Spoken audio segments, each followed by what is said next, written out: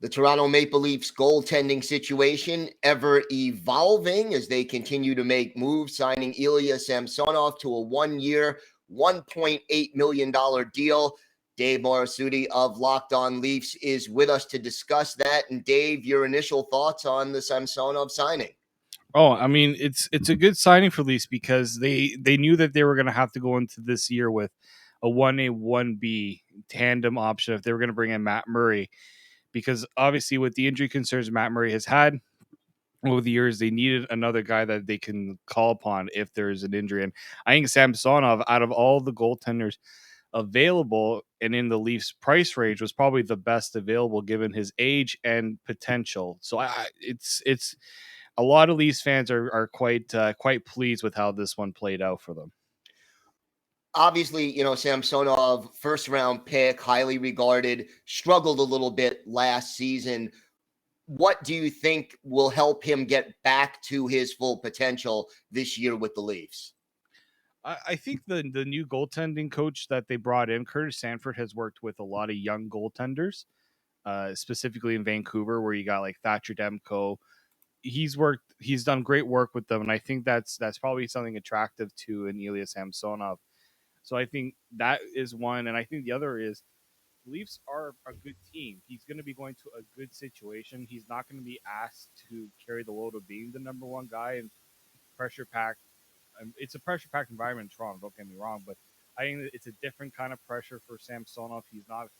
He knows exactly what he has to do, and for him, the motivation is it's a 1-year deal and trying to restart your career a little bit after not getting tendered by the team that took you as a first round pick 7 years ago in 2015. How do you envision? I know it's early, but you talked about a 1A and a 1B. How do you envision the goaltending job being divided, at least to start the season? Well, I think it's Matt Murray's net to start. I think that's given the history he has with those in the Leafs organization and the caliber of goaltender he has proven to be in the past, I think it's his net to start. And I think they're going to be cognizant of the workload that they're going to give Matt Murray. I think they're going to realize we need to make sure that we're not putting too much on him. So I think it's going to be. I don't think it's going to be an even split, but I think if Matt Murray can give you 50 games and then Samsonov takes you the rest of the way, I think the Leafs would be pretty happy about that. If Matt Murray has to miss time, I think Samsonov has proven that he can at least take on a bit of a workload. And so I would assume that, Matt Murray is the 1A, Samsonov is the 1B, and I think they can make that dynamic work. How much cap space do the Leafs have left, and what else do you see them trying to accomplish here in free agency? Yeah, so they signed Nicholas Albe-Kubel from he was with Colorado last year. A nice little depth signing there.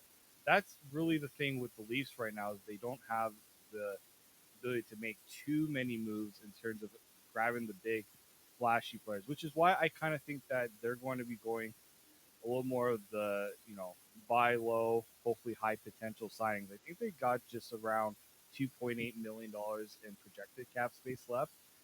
I do expect maybe they'll try to trade a few contracts just to try to make some room. I think like Kerfoot, you've heard his name quite a bit, Justin Paul's name as well. Those guys are making quite a chunk of change for the roles that they play. I think those are obvious moves that the Leafs could try to make there to free up some space. But I think they're going to look at as many of those like valued free agents that maybe want a bit of a reset on their market value and will take the chance to go to a contender like the Leafs.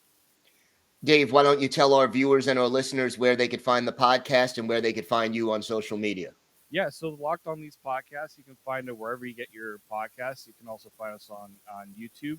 We've been growing quite a bit lately, so we're really happy about that. I mean, having a few big moves will certainly help that.